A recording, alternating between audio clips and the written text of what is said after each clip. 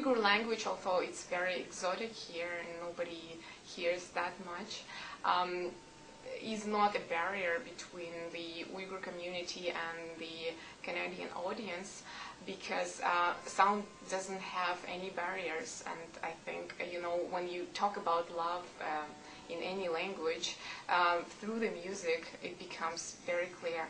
And I think because the Canadian audience is so multicultural and has so many experience with different people from different parts of the world, they actually learned very well how to understand the language of the other.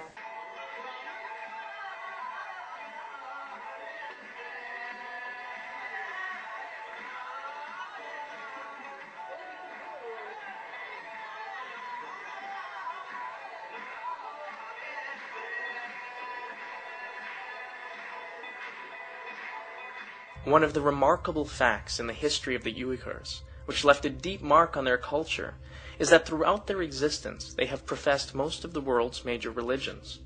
They have practiced shamanism, Buddhism, Manichaeism, and Nestorian Christianity. In the 9th century, Islam has been introduced to the Uyghurs throughout different mystical sects, most notably the Sufis. Gradually, by the 14th century, Islam replaced all other religions. Muslims, however, have allowed all other religions to coexist in an atmosphere of exceptional tolerance, which was a great influence on the Uyghur culture. Dance was considered a medium to express devotion. It was commonly practiced in religious context, especially in the Sufi ritual of Sema, in which the mystics turn both around their own axis and around one another, representing the earth revolving on its own axis while orbiting the sun, or possibly God. The Uyghurs follow the Naqshbandi Sufi order, which does not include the whirling dance in its rituals. Instead, they listen to the divine rhythm created by their breathing, azan, which is a call for prayer, and recitation of the Holy Quran's verses.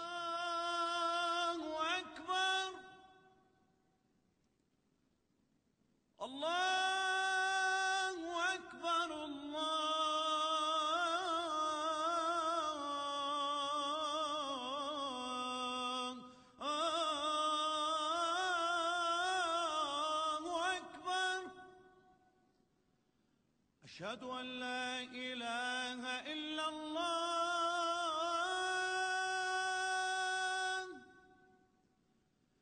أشهد أن لا إله إلا الله. Uyghur culture, which dominated Central Asia for more than 1,000 years, went into a steep decline after the Manchu invasion in eastern Turkestan in 1759, and later under the rule of the nationalists. Beijing has placed a nuclear testing area in eastern Turkestan.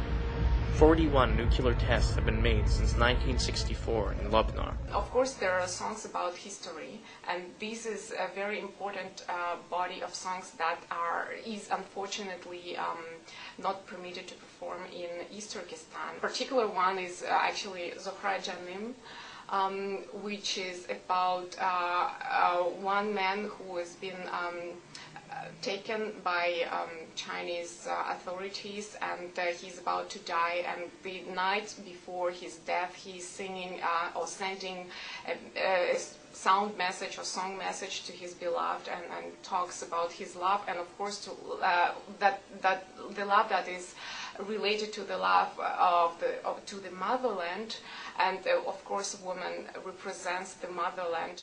Since for the last 3 centuries, the Uyghurs were subject to continuous attacks on their political and cultural identity, they have created a huge repertoire of songs, called dastans, with texts based on historical events or about the heroes and heroines known to any Uyghur person. Great historical names, such as Ipar Khan, Nazugum, Sadir Palvan, and Sayyid Noshi, persons who sacrificed their lives in the struggle for freedom, were immortalized in these songs.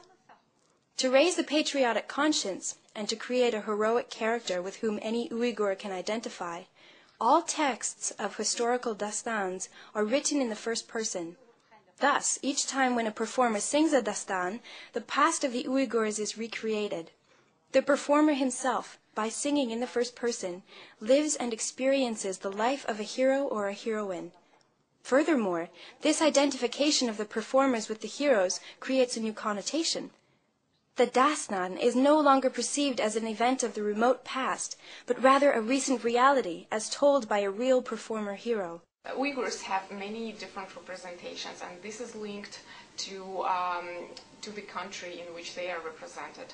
Well, because most of the Uyghurs live in East Turkestan or part of China, Chinese are representing Uyghurs as very exotic, very lively and happy about their political situation, and also they are sexualized and romanticized at the same time, and this representation I don't find particularly true.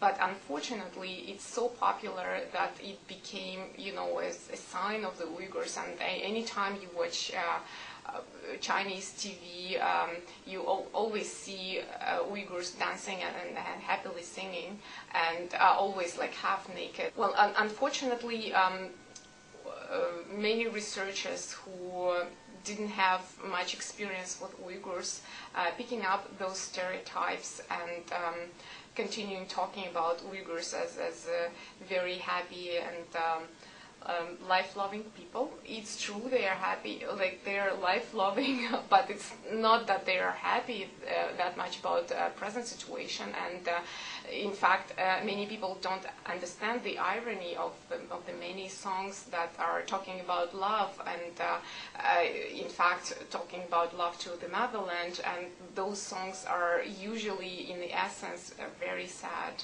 Although they're using, major mode, which in the Western world is associated with the happy feelings, but you have to understand the whole context of the music and culture.